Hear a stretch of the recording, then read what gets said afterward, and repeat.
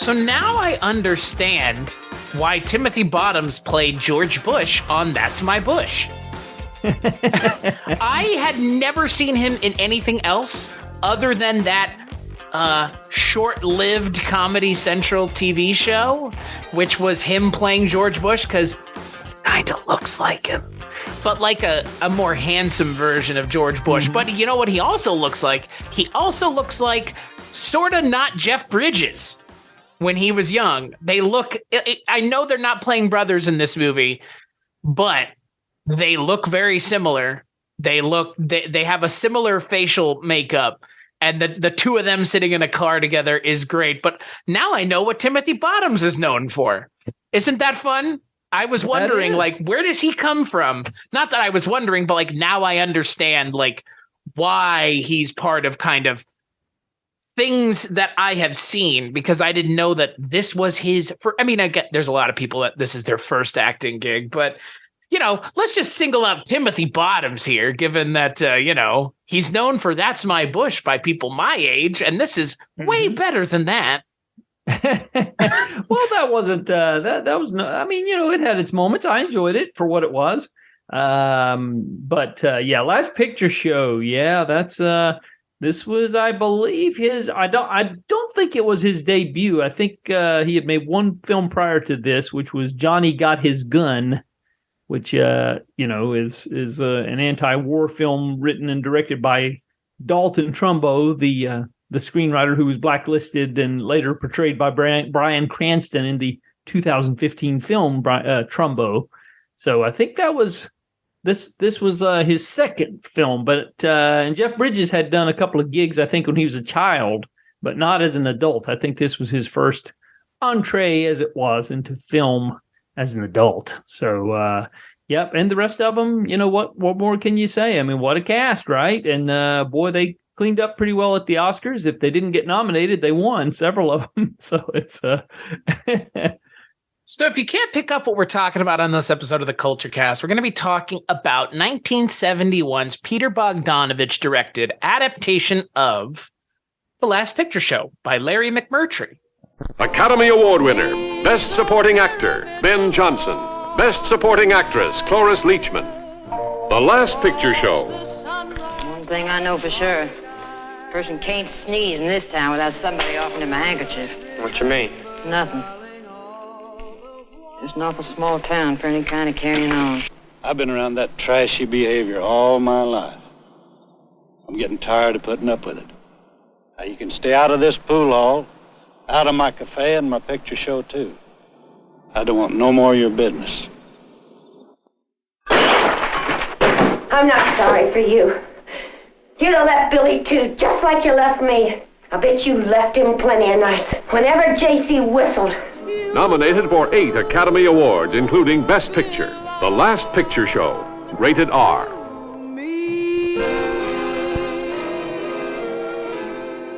So, like I mentioned, the film is directed by Peter Bogdanovich. It is based on the book The Last Picture Show by Larry McMurtry, and the screenplay is by Larry McMurtry and Peter Bogdanovich.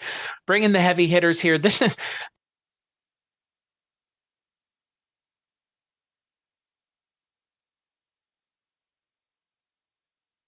kind of made a name for himself with Targets in 1968. That was a real controversial film that he and I think he shot some second unit for Roger Corman. Before that, he was working for Corman, and Corman was owed some time by Boris Karloff. Essentially, he of course Karloff had done a previous film, but I think the shoot ran short or something, and so he owed him a couple of days. Let's just put it that way. Karloff did, and so Bogdanovich was looking to get into directing, and the story goes that he basically said, if you can come up with enough story to to use Karloff for 3 days or whatever it was, he said, if you can come up with something that we can film cheaply, he goes, he's yours, you can have him. And that's and Targets was a super controversial film because it was kind of prescient in its own way, because it's essentially about a gunman who gets on top of a building and starts taking out people driving down the road on a busy highway.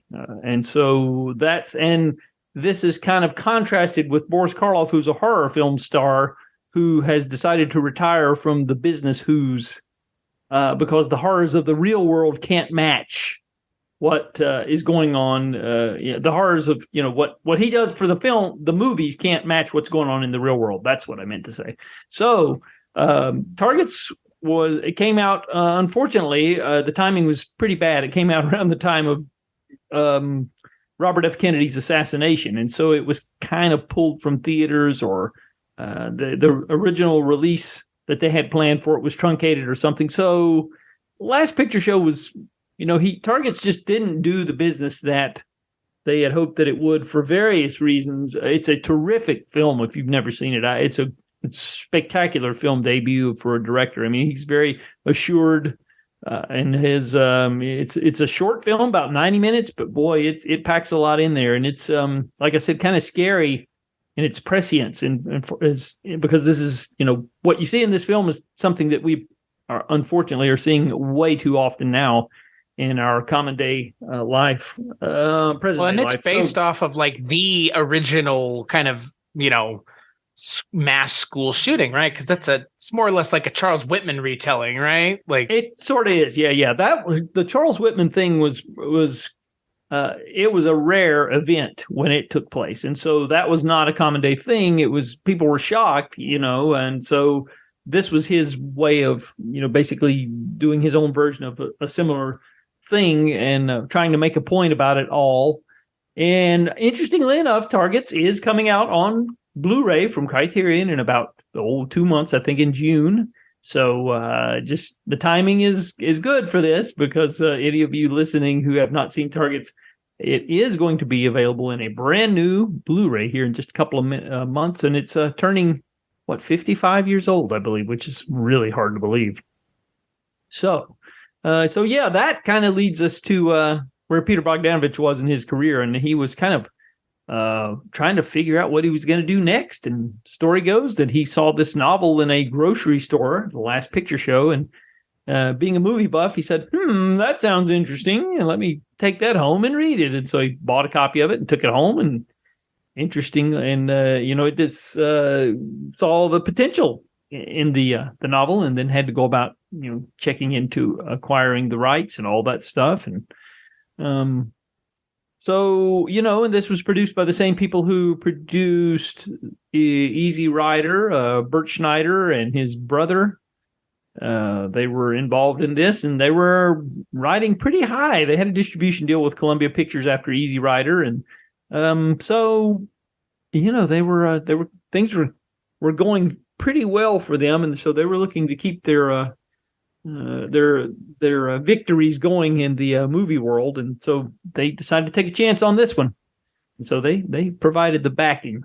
So that's kind of the short version of how it got started, anyway, in terms of the project. Because it was shot mostly in the fall of 1970. I'm sorry, it was released around October 22nd, to be quite honest, of 1971, and it rolled out very slowly around the country, as things did back in those days. So, and shot on a budget of $1.3 million. What do you know? So tell me a little bit about why we're watching this movie, Adam. Why did you pick this movie? Because I essentially said to you, hey, pick whatever you want. We talked about a Bogdanovich movie with What's Up, Doc? And now, I guess, is it, tell me why, and what are your thoughts on this movie, rewatching it? I know you're a fan because you do own it in real life. You own a physical multiple copies. I have the Criterion, and I have the recent 4K of it, just put out by Sony Pictures in their Sony Classics box set, Volume 3. So yeah, I have both, and they both have different extras on them. So you kind of have to have them both. It's one of those situations. You can't really get one. If you're a true fan, you got to have them. Yeah, well, we did What's Up, Doc, and What's Up, Doc is kind of a light, frothy screwball comedy, and you were not familiar with Peter Bogdanovich's work, and I just thought it would be an interesting contrast for us to having done the show on What's Up, Doc a couple of months ago, just to see what your thoughts were coming. I'm the elder statesman, as it were, in this of the two of us, and so I am very interested in seeing how younger folks, what they think of something of this nature.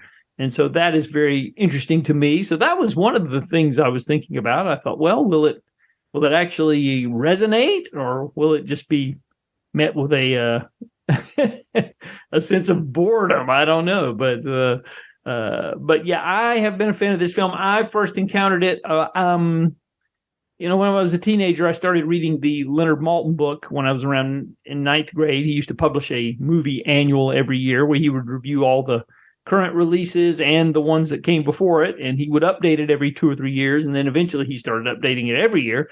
And I bought my first copy, I think, in February of '85, and I started reading this book backwards and forwards, trying to beef up my film knowledge, starting when I was about 14 years old. And this was pre-internet, so the only way you could find out about some of these films was to read those types of things. And The Last Picture Show was in the book, and I started doing some research, went to the library, started looking around in old magazines, and this movie was a big deal. But the thing was that was very curious. Last Picture Show was not available on VHS tape until, I think, 1990 because of music rights issues. And so I really wanted to see this film, but you could not see it. It was one of those movies that you just could not see. So it turned up on, of all places, TBS.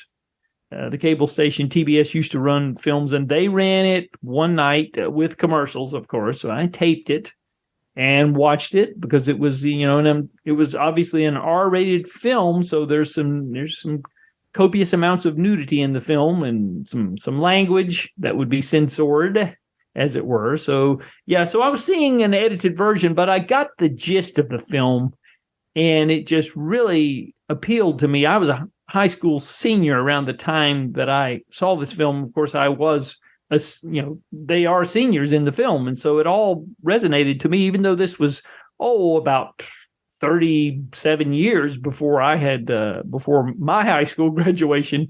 The characters were universal to me. They're just their problems, especially in a small town where there's not a lot to do. And I kind of came from a background like that, and being a film buff, I was the odd man out in my town, as it were.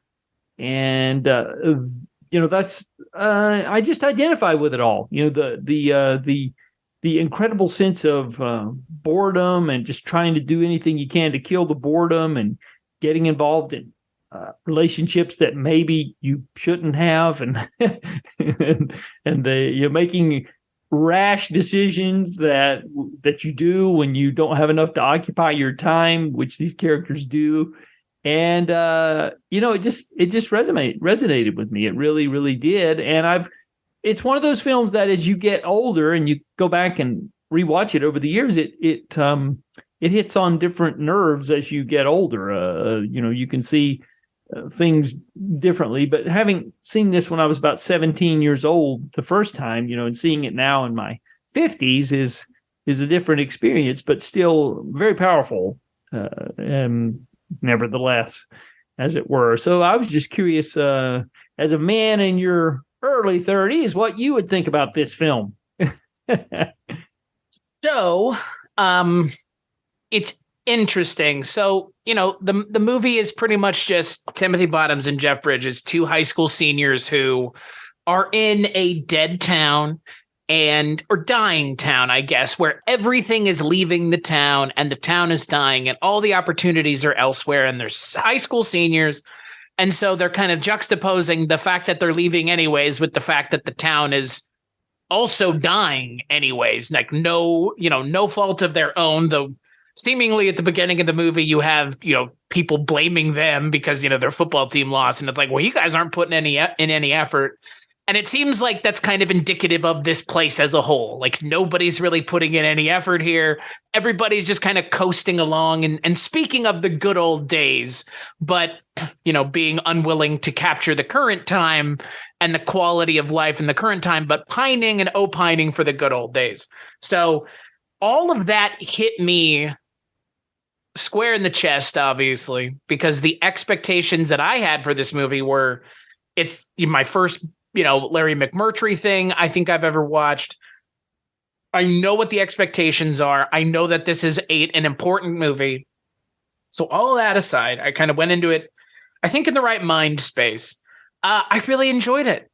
I mean, obviously, again, like in a lot of ways, it's telling the story of growing up at a certain time in a certain place, but the timelessness of the message is what ends up kind of being the thing that I walked away with, which is, you know, the timelessness of the message of, you know, kind of, I mean, again, we'll kind of talk about the multitude of messages here, but like the timelessness of the message of like, it is hard to grow up. It is hard to be a teenager. It is hard to be an adult. And it's even harder to be all of those things in a place where you feel like you don't have a future anyways. And that sense of there's a weird sense of hopelessness in this movie that, again, these characters, I totally understand why they feel that way, because I think we all probably felt that way when we were in high school. Because again, like there is a sense of like, oh, well, this shit sucks, but there's, you know, there is the world out there and there are opportunities out there. And I like that this movie kind of, it doesn't just give us the promise of seeing the world out there, and we never do really see the outside world, but we kind of understand that the outside world juxtaposed against where they're living is so much more kind of exciting and vibrant, but yet people choose to live in these towns. And why do people choose to live in these towns? And that's, again, one of the other questions that this movie kind of posits is, why are these people still here if everybody knows that this town is, you know, on its last legs? People are being hit by cars in the middle of the street because the dust is so bad. Because, again, you just assume that where this town is in the middle of untenable land. It's arid West Texas. So it's an interesting movie. I definitely see what you mean by, you know, saying like it will hit different the older that you get, because this is not a movie I really feel like I would have appreciated if I had watched it 15 years ago. I know I would not have appreciated it the way I appreciate it now. I probably would have watched it. It's fine. You know, Jeff Bridges, whatever. But now it hits differently. And look, the performances are great. Everything about the movie is fantastic, but the theme of the movie and what it's kind of driving at is so universal that is why, and you know, that's one of the many reasons this movie is still important. I think the fact that it's shot in black and white, smart decision, kind of lends to a more feeling of universality to the message. I don't know why black and white does that, but black and white sometimes can cut through the noise the way that color doesn't. And also, I think the black and white is a choice in terms of where they're living, because the question becomes, is the world outside black and white or is it in color? Because again, we never really know. I mean, we sort of see the outside world, but again, in as much as we can. So long answer to a short question, I immensely enjoyed it. I'm not surprised I enjoyed it, but I am glad I watched it now and not when I was in my early 20s or my late teens. Yeah, it definitely, and for some reason, like I said, I was in my teens, and this movie was probably about 17 years old when I saw it. So it wasn't a new movie when I saw it at the time, but I enjoyed it for the soap opera trimmings, I guess you would say, because the story does lend itself to, there are some soap opera elements with some of the characters, and I think I was identifying with that type of stuff. As I've gotten older, I identify with the overarching themes that you spoke of. And so those are things that I get more now than I did then. The just the basic plot of the film, you know, what the characters do. And there are some comedic moments in the film that I always appreciated too, you know, with Randy Quaid and the skinny dipping and I mean, for this movie being his, well, this is his first movie, yes? Like, yes, it was. Yeah, he came to an open casting call, from what I understand, and Bogdanovich just immediately took to him. He said, "Oh yeah," he was in the next two Bogdanovich films. He's in What's Up, Doc? He's in Paper Moon, and memorably in Paper Moon, he arm wrestles Ryan O'Neal for a truck. So that's a whole other. Or I'm sorry, he doesn't arm wrestle. He wrestles him, not arm wrestle. He wrestles him in his front yard for a truck. So that's a whole other thing that we can talk about. But anyway, this was his first film. Sure was. Yep. Getting naked in your first movie, huh? All right. Yeah. I mean, we don't, again, correct me if I'm wrong, we don't see Hanging Brain, but we do see the notion of Bush, and there's a lot of nudity in this movie. That's the one thing I knew about this movie before I watched it, is there's like a lot of nudity, like a fair amount of and again, it's this kind of movie. I mean, if you think about other coming of age stories, the one that springs to mind that I watched a lot growing up would be Fast Times at Ridgemont High. That movie has a ton of nudity in it. Mm-hmm. And it's that similar, tonally the same nudity where it's just like teenage kids getting naked. So it kind of like, it's not like the nudity doesn't feel exploitative. There is a scene in this movie that feels insanely voyeuristic, obviously, and obviously that's the intent of Bogdanovich as a director. But this movie captures a time and a place and what it was like to be a teenager in a way that it puts you in there with the characters in their immediate vicinity. And again, we more or less the main character of the movie is Timothy Bottoms as Sonny Crawford, but in a lot of ways, he's kind of a cipher as a character, which is intentional, I feel like. But he kind of comes off as a cipher. Maybe that's just me. Yeah, I agree. I would totally agree. Yeah, there's definitely an element of that for sure. Yeah. Well, we're introduced at the beginning of the film at the dying movie theater is one of the first things that we are introduced to in the beginning of the film. So the movie theater looms large in this town throughout the film. So there, it's kind of the presence that's always there in the background somewhere. The movie theater, the movies, the escapism, the getting out of this dull life that they're trapped in, or this dull town, or whatever. And so so that's interesting that's how he chooses to start the film with that. And we have Sonny breaking up with his girlfriend right there at the beginning of the film. So Sonny is the character played by Timothy Bottoms. So that's kind of how things get going. And there's the scene where she won't let him have sex with her. And so there's well, that ends up being like what seemingly is the main motivation of Timothy Bottoms' character throughout the movie is he just wants ass. That's it. That's it. Like, but I like that again, like outside of that, I don't understand. It's not that I don't understand his character, but his character in a lot of ways is a rudderless human being. And I mean, that's made very apparent that he's kind of just drifting through life and doesn't seem to have a purpose, but he does have a lusting, and that is for, constantly. I mean, he's with Cloris Leachman. He almost gets with Ellen Burstyn. You can't convince me that that's not what was going on in that scene between the two of them at the end of the movie. He gets with Cybill Shepherd. He gets with he doesn't get with his girlfriend, but he does have a girlfriend at the beginning of the movie. But that's like his singular focus throughout the entire movie. It's just ass constantly. And again, it speaks to a certain kind of teenage experience and a certain kind of what I guess you would consider to be a late male experience of, you're still a virgin. You're not getting any. And I like that the movie presents that kind of conflict of a character who is not able to, execute on his sexual kind of mores the way he wants. I find that interesting because, again, like that is a uniquely, it feels like, teenage experience, or one that you kind of associate with teenagers. And it does a really good job of kind of showing, and it's very Graduate-esque, this kind of floating of the character through his life and just kind of, being a passenger on the ride of his own life and not the one in charge. Yeah, that's a good take on it. Yeah. And it's interesting how they, Jeff Bridges and Timothy Bottoms' characters, Dwayne and Sonny, they actually project their own sexual desires onto their mentally disabled friend. in terms of they're trying to get him to lose his virginity.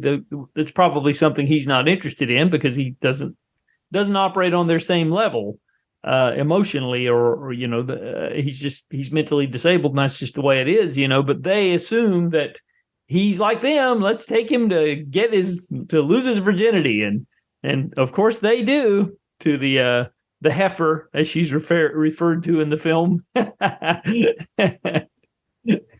And it's a really weird scene too, because the way it's shot is you have all of them standing outside of the car, and you have her, the female character, and then Sam Bottoms, Timothy Bottoms' actual younger brother, plays this character, and it's shot so well because you can't see what's going on in the car.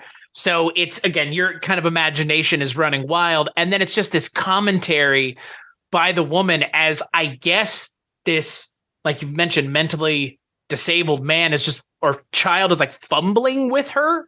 Mm-hmm. And like, again, we're not told, we're not shown, but again, it kind of speaks to that kind of, again, that weird experience that is uniquely mid to young teenage, which is trying to assert your masculinity in again, the only way that a quote simple brain, and I'm not talking about him, I'm talking about young people, understand. There's no nuance to it.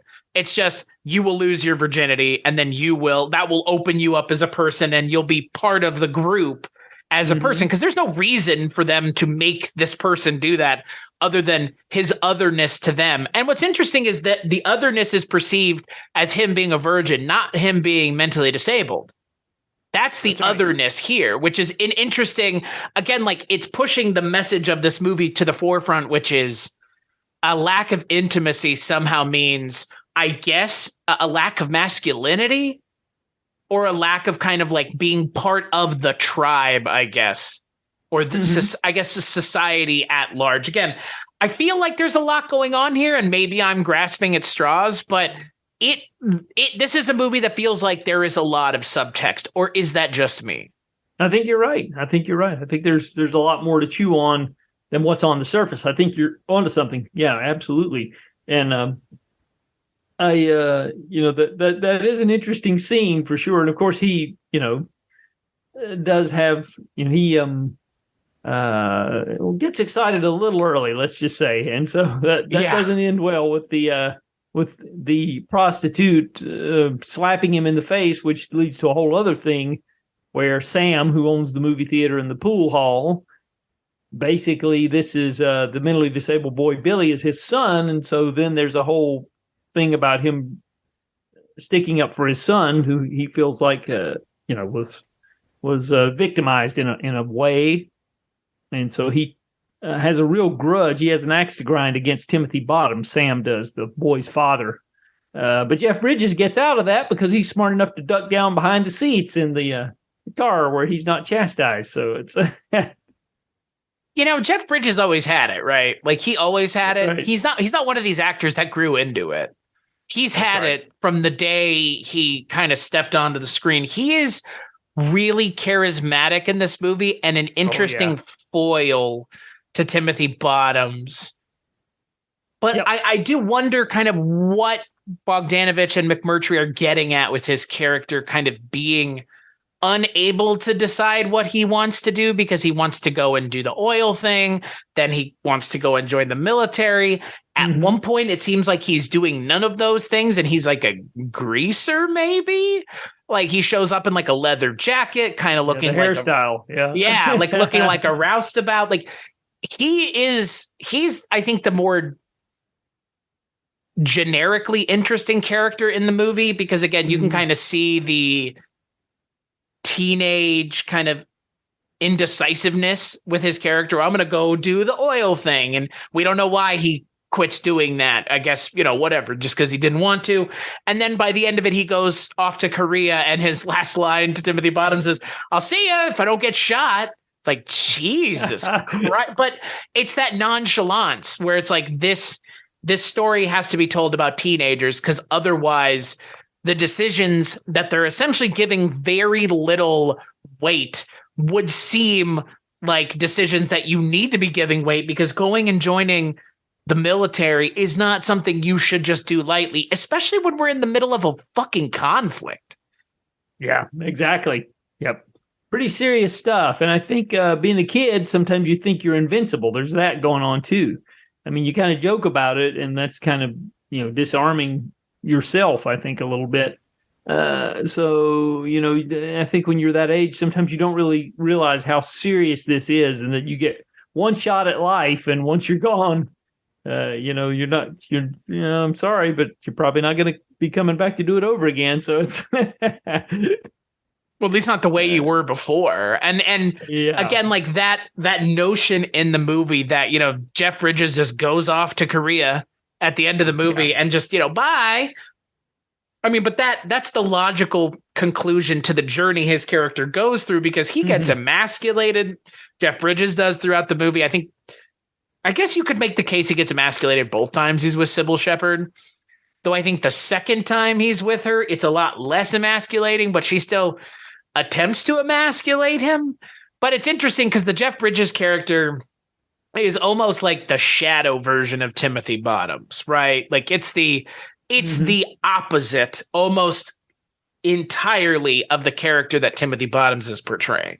Because while Dwayne doesn't know where he wants to go in life, he's willing to make the decisions to go in those directions. And it doesn't seem like Timothy Bottoms is interested at all in making any decisions about anything other than, I want to have sex. Yeah. I don't know what drives his character in the movie, like, other than that. Other than his libido, yeah. Right. But I think that's so smart, because, again, like, it gets to the single track mindedness of young people. As someone who was a young person myself, just like you were, I get it. I understand it. That's why it doesn't feel like a put on or like a plot convenience or a plot contrivance. Like, it makes perfect sense that there's a character like Timothy Bottoms in the movie who is solely focused on satisfying his carnal needs. And you see it throughout the movie. I mean, he gets himself in trouble multiple times with multiple people by making these decisions where he's thinking with his lower head, not with his head on his shoulders. Yeah. And I think, again, like we discussed earlier, I think that also ties into growing up in a small town, because I think if you're in a more metropolitan area, there are more things to keep you occupied. You kind of put the carnal desires in their place a little bit more. I mean, there's always that, but it's not as big of a deal as it is when you don't have anything else to focus on. And when the town is so depressed financially, economically depressed, and these people just don't have enough to occupy their minds. And so that's what you come down to. You come down to just the carnal desires taking precedence over everything else. And that's my take on it, is that, it's kind of the geography of where these people are growing up and where life has put them, the world has put them. It kind of helps determine some of the choices that they make, if that makes any sense. Well, they're just not going to get the same opportunities that someone else will. And then we come to Cybill Shepherd's character, who I think is the personification of that in its entirety, because not only is she able to string everybody along throughout the entire movie, well, at least that's my perception of it. By the end of it, she's able to leave. She does escape the orbit of this dead town. And you can make suppositions and assumptions as to why that is. But the movie feels like it's taking the stand of, it's because her family is rich. And and her family is able to strap a rocket to her and fire her as far away from there as humanly possible. And I know that there's a sequel to this. I know that there is both a sequel book and a sequel film that I have not seen. I would be curious to watch it, but the poster does not give me any confidence, and that's the story I want to see, because by the end of this movie, the Cybill Shepherd character being gone makes perfect sense. She's not the kind of character who would have anything to do with Timothy Bottoms and Jeff Bridges in their forms that they're in now, because her expectation is, I am going to use them as an opportunity to be with Bobby, the man that is essentially of the same financial and I guess societal level that she is at. Right. Sure. In this small, I mean, her family are the big fish in the small pond. Yep, that's true. Yeah. And there's actually, to be quite honest, 2 books that are sequels to this. There's Dwayne's Depressed. It's a trilogy. There's a third one, which I have not read. I have seen the sequel. We'll talk a little bit about that as when we get closer to wrapping up, because I don't want to, spoil things, but we won't delve too much into it, but I'll talk about my opinions on that. I've seen it multiple times in 2 different cuts of that film, so I can talk a little bit about it. It's you're right about her going off with Bobby, because he does have the economic standing, societal standing, all of that he's kind of her match. And yeah, if she's going to go off with anybody, you would think that that's the one. You're exactly right. Now, I think it's interesting that, Sam chastises Timothy Bottom's character, Sonny, about taking his son to a prostitute. But then it's funny how he gradually comes back around to letting him in his good graces. And it's not done. There's not a scene where they have like an apology or any of that. It's just very gradual. I think that's interesting how that comes around, and you feel like Sam is reconsidering his opinion that he didn't want to see Timothy Bottoms anymore, didn't want him around anymore. He's thinking, well, maybe it was a little too harsh on him, but there's not really a specific scene. It just is kind of gradual how he forgives him and lets him back in somewhat. And then that's when Dwayne and Sonny, you were talking about their libido, they can't even get through the New Year's Eve weekend without taking a road trip to Mexico to get some prostitutes. So there you go. And drinking the water, I guess.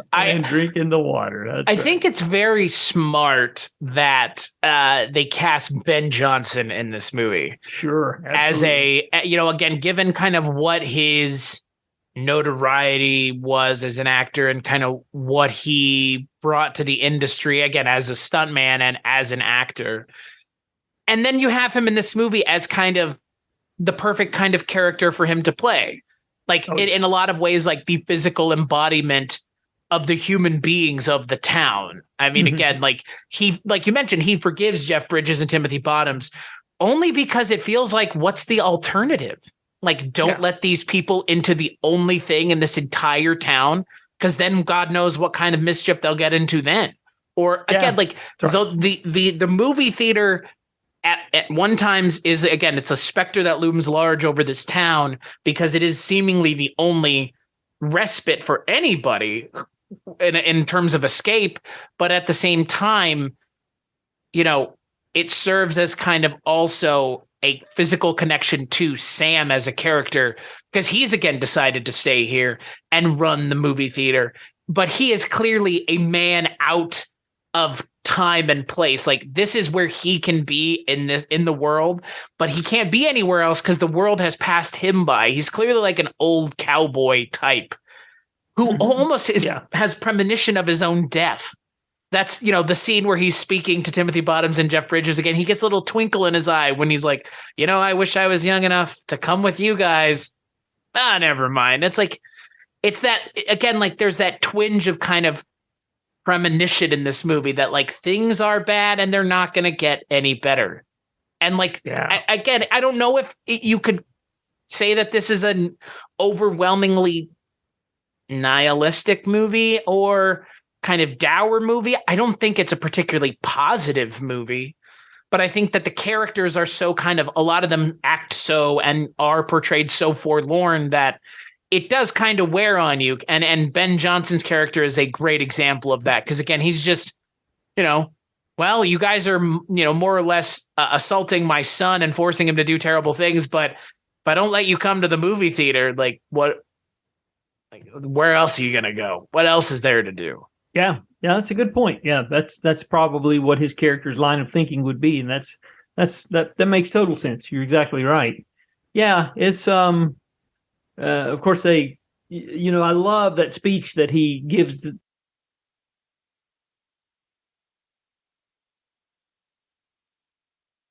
right before they go to Mexico and take their road trip, there's that scene where he's talking about the old times, and he gives that soliloquy, I guess you would say, and he just delivers it perfectly, just beautifully.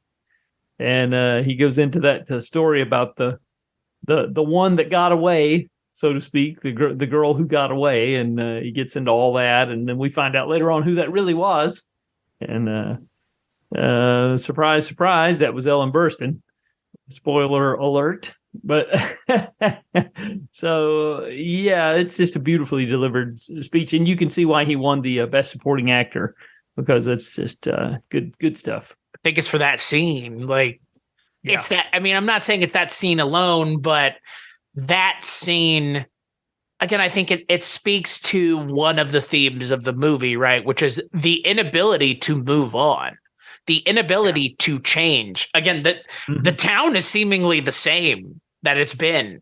You know, Anarene is a character in and of itself in this movie. It feels like it is just oppressing the characters. It is oppressive. Other than Cybill Shepherd, who again can leave, can escape, can, you know, have all these opportunities that all these other people don't have. Those exist for her and no one else. And it's, again, you get the sense of that. I mean, they have this kind of party where you mentioned Randy Quaid is in this movie, and he shows up and he's there. And this party, again, everybody there seemingly is meant to be there other than Timothy Bottoms and Jeff Bridges. They feel out of place. They know that they're out of place. Cybill Shepherd can tell that they're out of place. I mean, when they know that they're out of place, that's one thing. But when she can see that by associating with these people, like, she is somehow lowering herself too. Because again, the people that she's spending time with are seemingly, again, I'm getting the sense that the people she spends time with in this movie are just as cavalier with their sexuality as she would like to be, which is again an interesting kind of comment on the haves and the have-nots and their treatment of sexuality and intimacy, because they seem very laissez-faire or blasé, I guess, about their nudity when they all get together to go skinny dipping. Oh yeah, that's true. Yeah, she's the only one that seems like she's maybe a little bit skittish about that, you know, at first, but Randy Quaid lets her know you got to do it. Yeah. He's an interesting cat. I mean, again, we talked a little bit about him in What's Up, Doc, but, you know, unfortunately, his recent issues aside, I still am a huge fan of Randy Quaid. But he's kind of gone off the reservation. Pretty far off the reservation, one might say. And it's a shame, because he could still be playing those character parts with great relish if he hadn't. And I really think it's sad that we've lost probably some really good performances from him because of all that, and I really hate that we have, but you know, it is what it is. The madness has overtaken, like, the madness of the characters that he plays has infested who he is, unfortunately. Yeah. Or maybe they were one and the same. You know, again, Randy Quaid is in one of my favorite movies, Freaked, where he gives like one of his great performances and he kind of steals the show. But yeah, like, now, you know, I think it's most unfortunate is that now he's just known for being crazy. He's not known for this. He's not known for Independence Day or Christmas Vacation. I mean, he's probably known for Christmas Vacation more than anything else because of the notoriety of that movie. But it's unfortunate because Randy Quaid is a great actor. I mean, look, the other thing about this movie is it didn't make the career of some of these people the way that maybe they thought. Like, Timothy Bottoms has been in plenty of stuff, but it's not as regarded in the same echelon of actors as Jeff Bridges or even Cybill Shepherd or Cloris Leachman, for that matter, or Ellen Burstyn. It's like Timothy Bottoms is the one that's kind of left out here, which is strange. You get a sense that he was a little bit difficult during the making of the film. In interviews with Bogdanovich and some of the other cast members, I think there was he was a little bit difficult, I think. And so now maybe, you know, that was then, this is now. So, you know, maybe he's not that guy anymore. And he was a young guy. And so, you know, when you're young, sometimes, you know, you have different attitudes about things. But I know he did have one film 2 years later that made a pretty big splash, and that was The Paper Chase. directed by James Bridges, who would later go on to do The China Syndrome and The Bright Lights, Big City. He did that later. And so James Bridges and Urban Cowboy, of course. That is a very good film, Paper Chase, and he's good in it.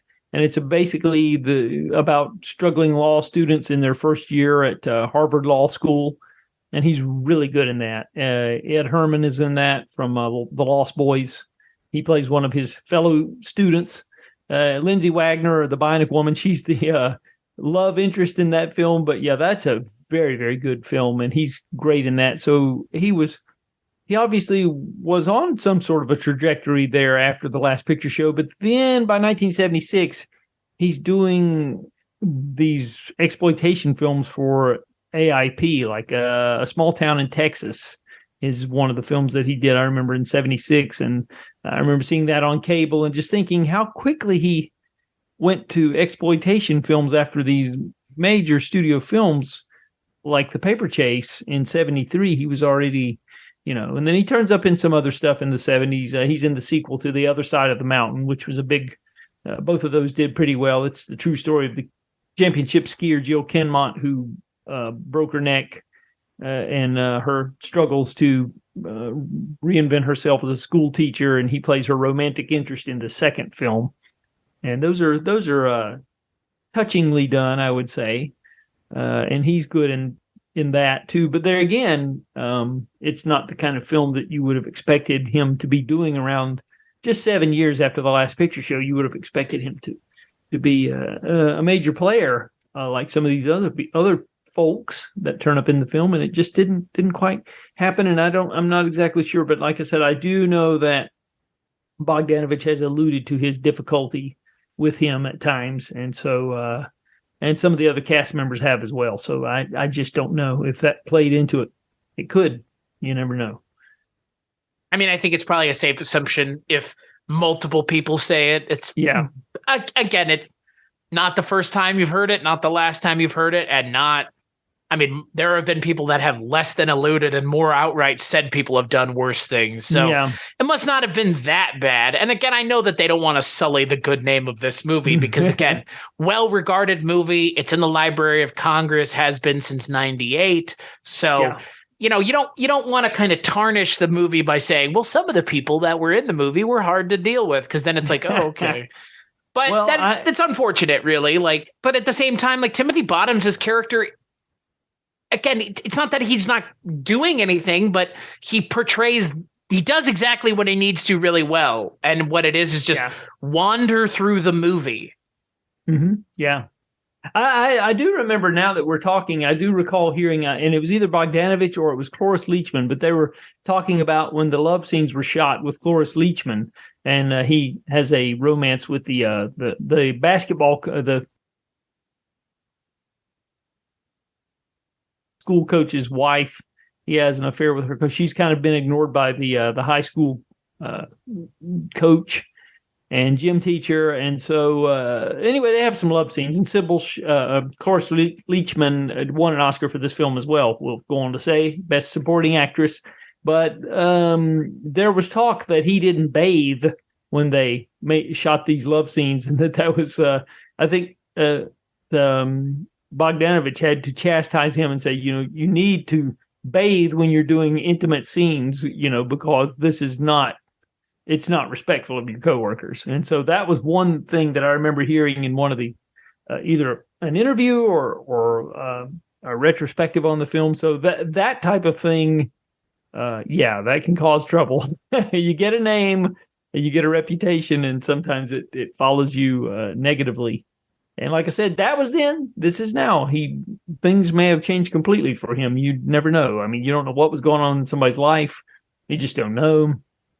So that's the whole other thing. I heard Leonard Maltin say it best one time. He said, these movies, we watch them over and over again, and they mean so much to us. You must remember that these were just jobs for these people. He said, it took me a while to figure that out, that they did these for a couple of weeks and then they were on to something else. This is just a moment in their life. And, it's captured on film, but for them it was just a period in their life, and they moved on and things changed. And so that, you know, there could be personal dramas going on in anybody's life when they're making a film that could contribute to things, and that doesn't necessarily mean that's the person that they are from there on out, you know. So, but unfortunately, when you get a reputation, it does kind of follow you, and, you know, bad things come from that. So I think that, you know, so there's that. But so anyway, we can just quickly run through, you know, what happens, you know, leading up to the finale of the film. You know, there is a pretty, you know, there's of course, as I mentioned, Dwayne and Sonny go on their road trip to Mexico. They come back, they find out Sam has had a stroke and he has passed away, and he left the movie theater to the woman who ran the concession stand. That's Genevieve. And 1,000 to the preacher's son, Joe Bob Blanton, and the pool hall to Sonny. And then I'll never forget the scene where I love the scene where the dialogue with the they're reading the will, and he says, yeah, he left that 1,000. He left the cafe to Genevieve, and or left the $1,000 to the preacher's son, and he's too far gone to run a damn popcorn machine or something like that.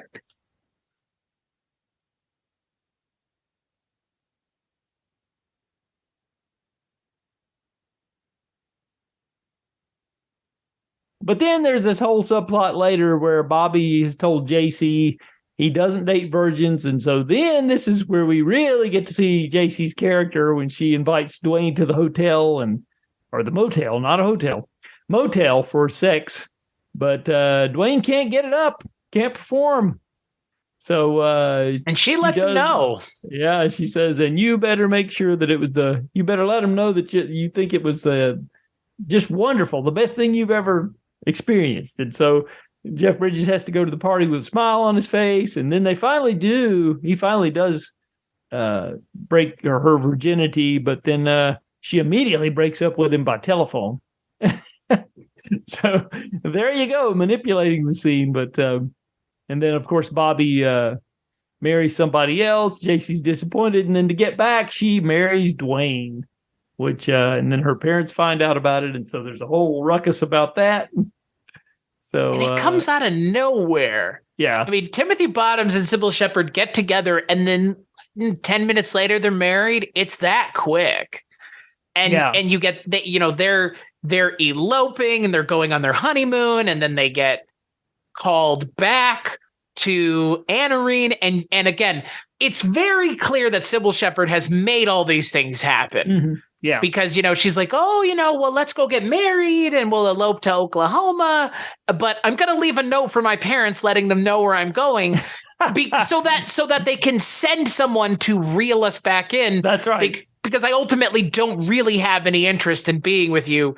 I am just trying to manipulate you to my wills, whatever they may be. Yeah, just to see if she can pull it off. That's exactly right. And it's also worth mentioning here, and that out of boredom, before she gets involved with Dwayne, she has sex on a pool table with Abilene, who's played in the film by Clu Gallagher, and he was the former lover of Ellen Burstyn's character, which is JC's mother. So there's a connection there. Now, this is interesting because in the original theatrical cut of this film, that scene did not exist. It was not in the original theatrical version. So the version that was out there until Criterion put it out on Laserdisc in 1991 did not have this scene. And then Bogdanovich reinstated this scene, which I think is very essential to the film because it really enlightens you even more so to JC's character, that she's just bored and she has sex on a pool table with her mom's old boyfriend. Just because. And I think that was very smart on Bogdanovich's part to reinstate that scene. I think it totally works.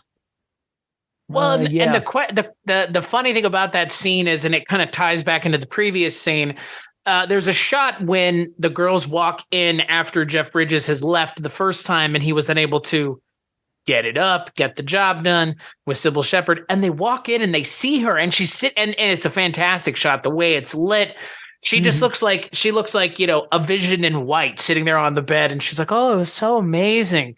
And then when she finally gets what she wants, it's not at all, I think, what she was expecting. because she's, trying to manipulate Clu Gallagher, young Clu Gallagher looks like young Simon Baker. It's very strange. Yeah, true, he's such a good looking dude. Like Clu Gallagher is a good looking guy, but then young Clu Gallagher is just even better. But she manipulates him, so you think, into having sex with her, and then he's just like, I out, get out, like just get out, like we're done here. And you can't tell if it's like a sense of feeling guilty that he's had sex with the child of the woman he used to fool around with, if he just realizes that she is trying to use him for her own wills and she has anyways. It's an interesting scene, but I really like that. Yeah, it would. Honestly, if that wasn't in the movie, there's no payoff for her character. That is the payoff for her character, right? Yeah, absolutely. Because the original runtime on this was, I think, 118 minutes, and it was with the inclusion of that scene, it was I think 2 hours and 4 minutes or something like that. So it was a good 6 minutes that was added to the film 20 years after the film's release.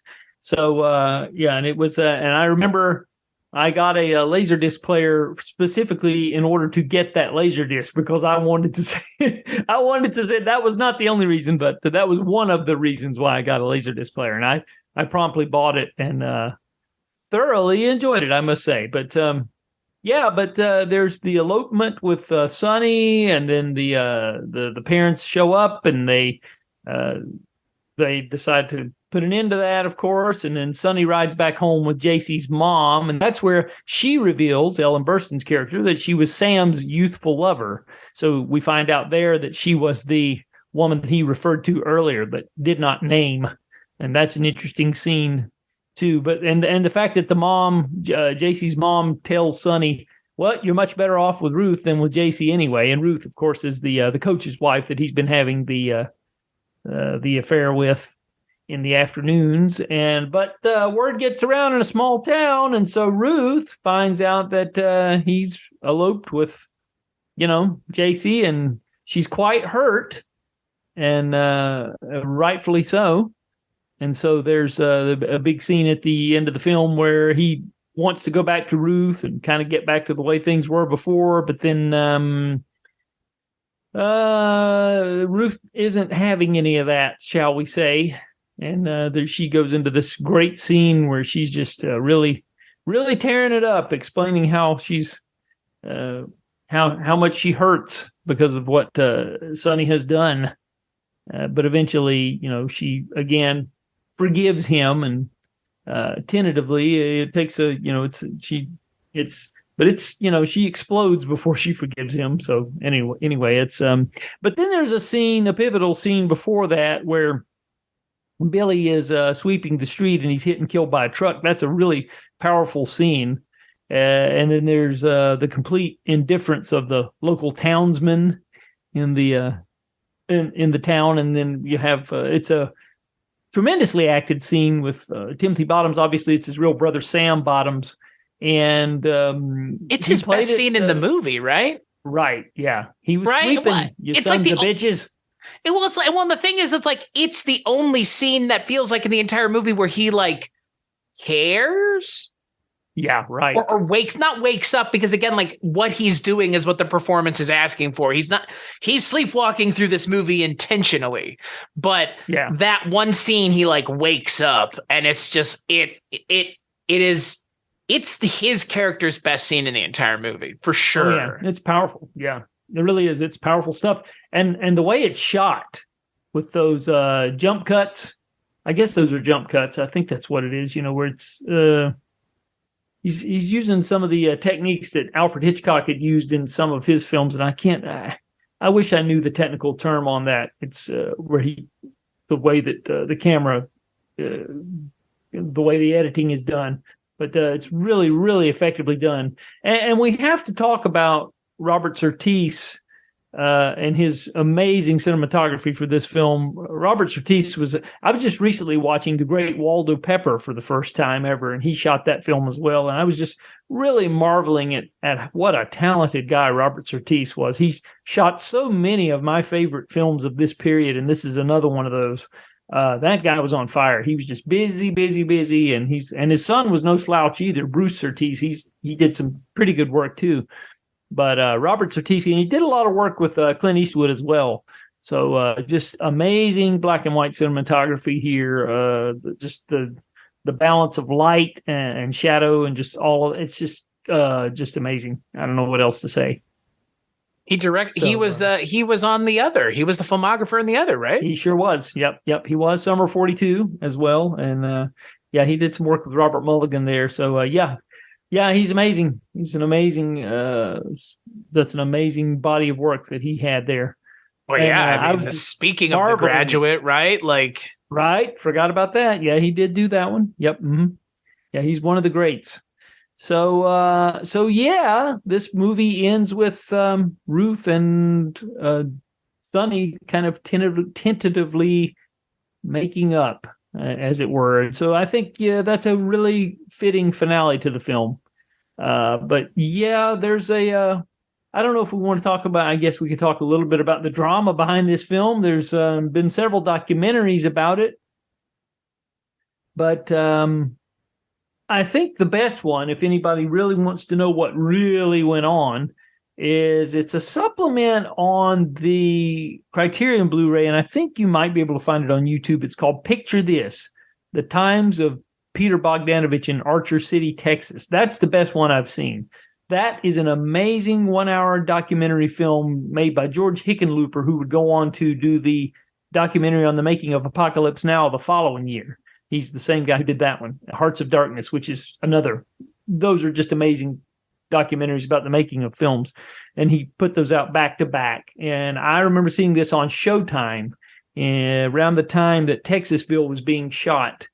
And that's basically what he did. Was he went to Texas as they were shooting Texasville, and he just went around and interviewed everybody because it was kind of like a family reunion. He brought back all of the cast members from the original film for the most part. There's a couple, Ellen Burstyn's not in it, and there are a couple others, but just about everybody's in it.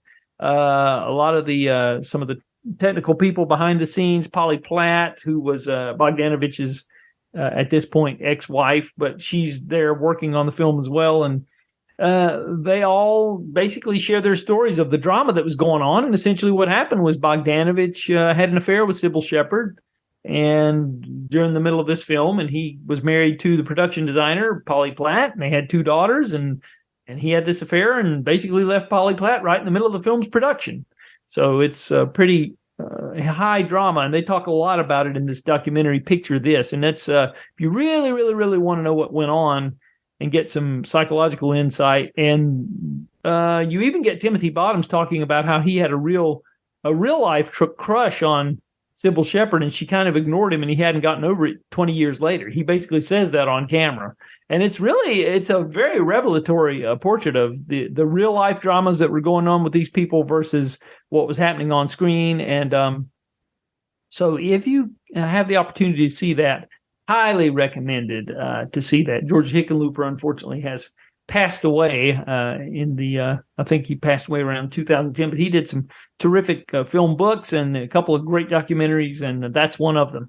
So, I think that honestly helps the kind of the mystique of this movie is all like the kind of, I wouldn't say the behind the scenes nonsense, but when there's this level, when there's this amount, most of the time the movie doesn't turn out half as well as this. I mean, what was the movie last year? The one with like Florence Pugh and Harry Styles that had all that Darkly My like that movie, plenty of behind the scenes nonsense that was getting aired out in public, and that movie comes out and it's a complete, dud.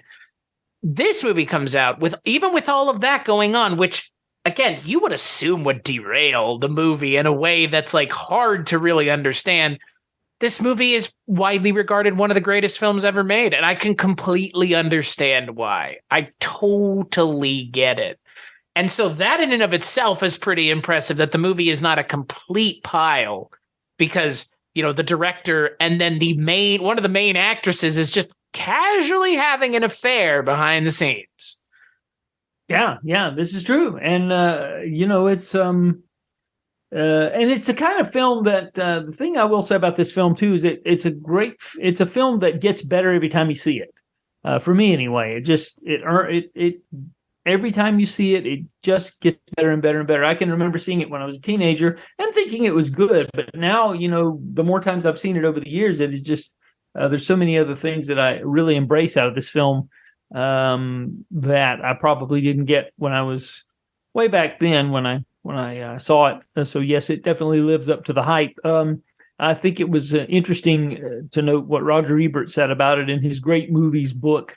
He said that it's about above all, this film is about an evocation of mood. It is about a town with no reason to exist and people with no reason to live there. The only hope is in transgression, and that's kind of what you mentioned earlier. So, I mean, that's the thing about this movie is you could put this movie on in the background and kill the audio, and it will provide a visual scape of things that are interesting to see. And I think that the black and white adds to that, obviously. Robert Surtees's cinematography, but also, again, like the setting, where it is, that town of the real Archer City, mind you, right? Because, again, this is shot in Archer City, but Anarene is not a real place.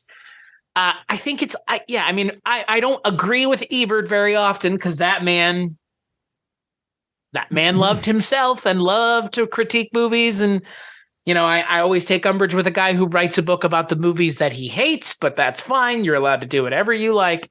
But he's right. He's totally, totally right. And I think that this movie, I texted my father while I was watching it because it's a movie that he's a huge fan of.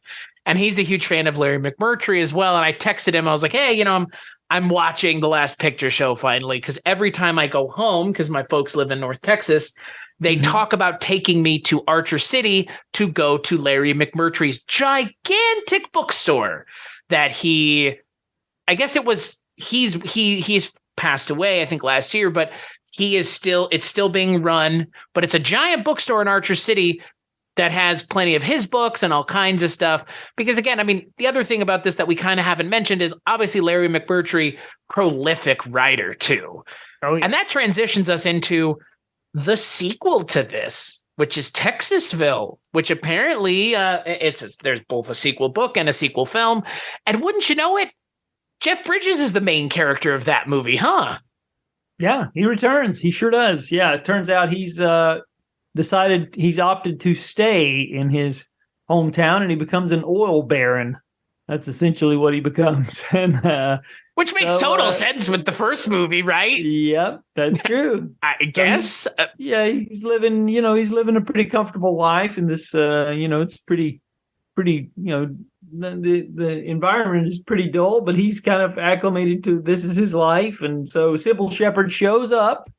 She's been a world traveler in the years since we last saw her, and she comes back to town to, can't remember if it's a high school reunion or something, but anyway, she's back in town nevertheless, and she reunites with Jeff Bridges and then befriends his wife. And so they kind of have an odd friendship of sorts going on. Jeff Bridges' son, or Dwayne's wife, and Cybill Shepherd, and Tim Bottoms shows up again, and this he is basically having some sort of mental problem where he's blacking out and they're not sure what's going on with him. And he's, of course, we failed to mention that he nearly got his eye put out by Jeff Bridges in the Last Picture Show. So there's there's still some lingering damage from that in this film too. And Cloris Leachman is it's evident that in the years since that her character Ruth has maintained a close relationship with Timothy Bottoms, and he's he's doing the best he can, but he's got some medical issues going on. And then you also have Randy Quaid returning. He's a financial planner in this film, and Eileen Brennan, who was Genevieve at the pool hall, she returns as well. So they're all in it again, and I would say it's it's nice to see these characters and see what happened to them. I mean, I will say that's kind of, and it's I guess a small miracle that he was able to get all these people back together for this film. It's pretty amazing that he did. and even his ex-wife returned as the production designer, considering what what she had been through on that previous film. The fact that she would come back after all these years, I guess she was willing to forgive, live and let live. But nevertheless, it's nowhere near the as good of a film as The Last Picture Show. I don't have to tell you that. It was released in a 2-hour version, and Bogdanovich had a 2-hour and 25-minute cut of the film that he preferred. And the distributor, one of their requirements was that it be 2 hours, and so he had to send out a 2-hour truncated version of Texasville. The 2-hour and 25-minute version was issued on Laserdisc in the mid 1990s, so it did find its way out there. Unfortunately, when they put the film out on DVD, they didn't consult Bogdanovich, and he said that had he known they were going to be issuing it, he would have offered them his version of the longer cut, but they didn't, and so now it's never been issued on DVD, the extended cut of Texasville. And now that he's gone, I don't know. I would like to see that issued on Blu-ray with both cuts of the film so people could have it, because I would like to have it. I have a rip of the Laserdisc, so I do have. I had a player back then, and I bought the special edition with the longer cut. I was just curious about it, and it does play a little bit better. You get more character moments with the characters in the film, and it just feels less truncated. And like I said, it's an interesting film. It is curious to see these characters after all this time, but it doesn't quite come together as you would expect. But nevertheless, he could have done worse. And as far as the books, I would like to read that third one, Dwayne's Depressed, because there was always hope that would be filmed as well. But just Bogdanovich never got around to it. So, well, and you had mentioned Timothy Bottoms being hard to work with. Texasville is where you get him really kind of making, I guess, his feelings known on Last Picture Show. He said, I didn't like it. I didn't like the script. I didn't like the people I was working with. I didn't like the way they treated each other without compassion or care. I felt like I saw Hollywood at its worst. This is your first movie, motherfucker. Like, prepare to understand the industry a lot better now. Like, maybe it was a big nightmare, but like, it doesn't come through on screen. Yeah, it doesn't. He may have been the nightmare from what I was. Yeah, it's like, bro, I think you're the problem here. Like, and again, like, hey, so many times movies just falter because the people who are involved with it can't get their shit together. Thankfully, he was professional enough to keep his shit together, because clearly, like, maybe Jeff Bridges and Cybill Shepherd and Peter Bogdanovich are terrible people, and Randy Quaid, but like, I feel like that's just a grand generalization by one person who didn't like everybody. So, yeah, I don't know. It's kind of strange. The common denominator. Yeah, exactly. It's like, it's a little odd, but hey, different strokes for different folks. Not everybody in the office gets along, but people in the office don't have to go and make things like this together. People don't get along all the time. Just not high profile people like Jeff Bridges. That's the other crazy thing. You mentioned Texasville getting everybody back together. Everybody but Timothy Bottoms ends up being a big deal in '89. Jeff Bridges, Cybill Shepherd, Randy Quaid, Cloris Leachman, like, everybody else is a big deal and has gone on to have fruitful careers. Cybill Shepherd with fucking Moonlighting, Jeff Bridges with everything, I guess. Jeff Bridges, I think, is like Jeff Goldblum at this point, just kind of a national treasure that we all love. And Randy, I mean, again, we mentioned Randy Quaid, and Cloris Leachman, I think, is similar to the one of those like national treasures that everybody loved, and she was fantastic in so many things. But yeah, he kind of ends up being the one that's like, Last Picture Show. I get why you hate it, because that may have been the peak. Yeah.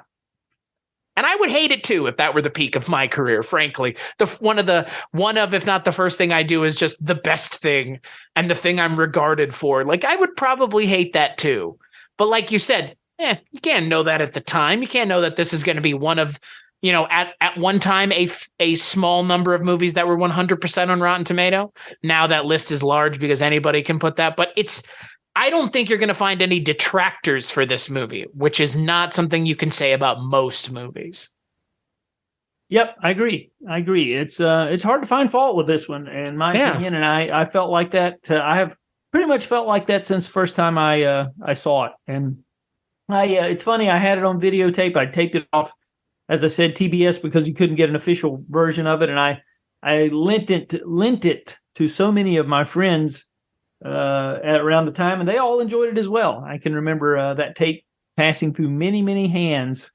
Because it was the only way, even though it was edited and cut because of content, it was better to have that version than none at all. And so for many years, that's all we had. So, and that's crazy. It's crazy to me that this movie was essentially unattainable in its final form for the longest time. Again, a movie of this caliber just doesn't get it. Just speaks to a different time and a different place when things weren't as readily available as they are now, because this is very easy to find now in very varied formats. Criterion has done this, and then most recently it came out the format that you own it on. Yeah, the 4K. It's part of the Columbia Classics Volume 3. There's 6 films in there, and it's one of the 6 films that... and they took a survey as to what people wanted out of the Columbia Pictures catalog, and it got the most votes out of the titles that they were soliciting. It was one of the 6 titles that got the most votes, and so they put it out there. So God bless them, as the saying goes. It looks great.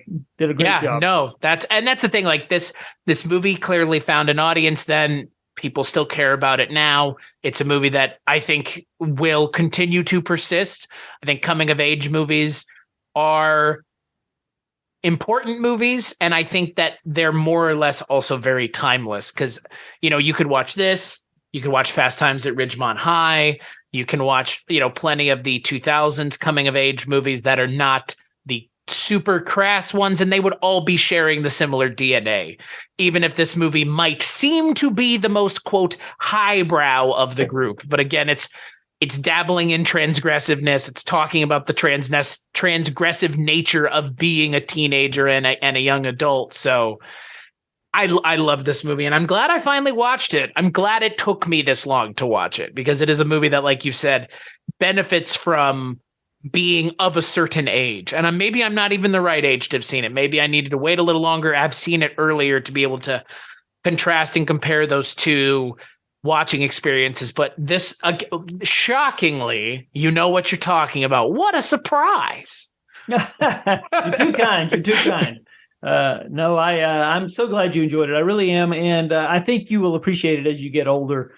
You will continue to appreciate it. You'll want to revisit this one. You really will, and you'll find new things to love about it as time goes on. At least that's been my experience with this film, and so I return to it every couple of years, probably about every 2 or 3 years. I don't like to watch it every month, but every couple of years it's good to come back, and kind of like an old comfortable pair of shoes. You get back reacquainted with it, and it just always feels nice to come back. So good film.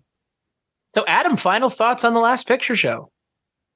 Well, I just I just think that it's a great evocation of life in these small towns that is somewhat universal. Even though the film takes place in the 50s, I think that its themes could resonate today as well. I mean, even though we do have the proliferation of technology, I just think when you live in economically depressed areas and where you don't have as many opportunities, it's a universal thing where people make bad choices and they do things that they probably wouldn't do in a better situation. And so I think that it's a great story about that sort of thing, and these, and lost youth to a certain degree, I guess you would say, because that's, there's definitely it's a coming of age story as well. So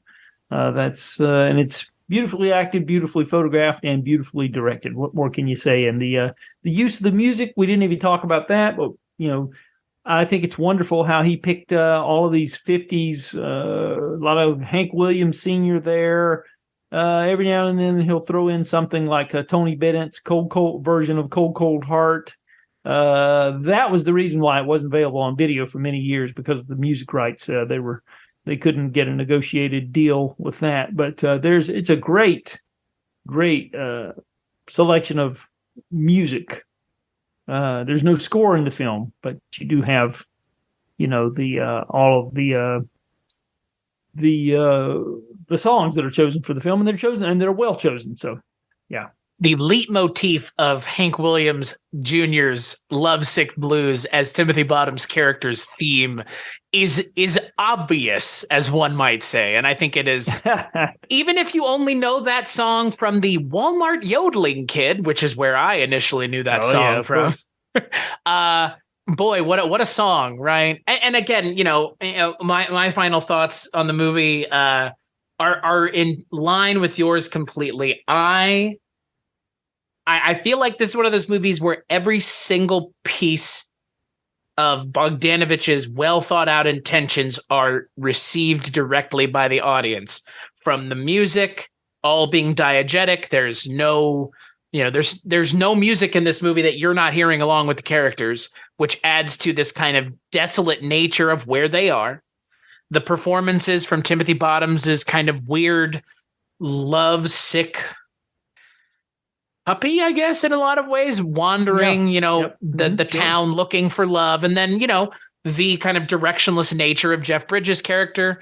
I mean, all of it kind of coalesces into a coming-of-age story that feels more prescient than coming-of-age stories made today might feel. And this movie was made in 1971. And it still touches on the same topics that things are talking about now. But again, it's Bogdanovich. It's Jeff Bridges, it's Randy, it's so well done that it doesn't matter when it was made. It stands the test of time. And would it stand the test of time if it wasn't a coming of age movie that has universal themes? Yes, because the movie is so good, but that just makes it better. And that makes it stand the test of time even longer, I personally believe. Because again, sometimes it's things that we can't really all empathize with, but we were all teenagers at one point.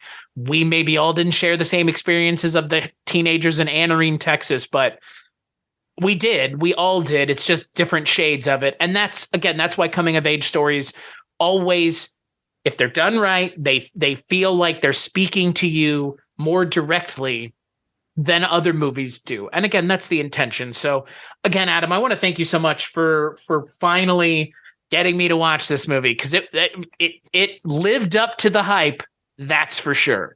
I get why it's on the Columbia six disc 3rd edition. I get it. I understand. It makes perfect sense. I also want to say that the original theatrical cut has been included in that version. So it's the first time it's the first time it's ever been issued on video ever. The original theatrical cut has never been seen on video up until now. So it is there. So it's kind of surprising that on that, given how thorough those Columbia things are, it's kind of surprising they didn't include Texas Film. Maybe it's not a Columbia picture? It's a rights that issue. One? Okay. Yeah, it's a different company. I think it's interesting. MGM controls the rights to that now, I think. So yeah. It's too bad. Yeah, no, this was great. Again, Bogdanovich, he knows what he's doing, by God. He's not just the therapist on The Sopranos, folks. Shocking. Even though he is great in that show, I mean, he's, again, like, Bogdanovich seems like a multi-threat, and he was, clearly, because, directors and acting, not hand in hand. Quentin Tarantino, Martin Scorsese. Like, there are directors who their acting is not great. Bogdanovich, he got it. And again, I feel like him getting it comes through in what he's able to get from his actors. So this is now my second Bogdanovich movie, and this was great. He's great, and this was great. So on that note, Adam, when you're not here joining me, where can people find you? Well, over on Movie Geeks United, we do our monthly Blu-ray roundup. That's once a month. We do those, and occasionally you will get the anniversary shows that we do. I just recently did one with the author Ray Morton on the making of Superman 3. So anybody who's interested in that and all the behind the scenes stories about how the Superman 3 came together, it's kind of an interesting story. You can That's one of our latest. And we may have talked about this last time I was on, but I recently interviewed Matthew Robbins, the director of Dragon Slayer. That's up there now as well. So I did that. So, and I interviewed Nat Sagaloff. He's got a book out about the making of the Towering Inferno. So I've recently done that. So those are a couple things that I've done over at the Movie Geeks United site and on their podcast. And, and I write for focusnewspaper.com. I do a weekly roundup of theatrical, streaming, and disc releases over there. So go there, folks. And also go to weirdingwaymedia.com where you can find this show, so many other shows that I do, and that Adam's been on an episode of the Bollywood Cinema Club. Adam's been on episodes of the Kulturecast, and Adam has been on an episode of the Projection Booth as well, the movie podcast of movie podcasts. So you can find all that at Weirding Way Media. As for this show, culturecast.com, patreon.com/culturecast, places you can go to help us out, both financially and non-financially, because, hey, there are two ways. So, yeah, like, rate, and review the show wherever you get it. Adam, thank you so much for joining me, as always, my friend. My pleasure. Thanks for having me on again. And as always, we'll catch you on the next episode.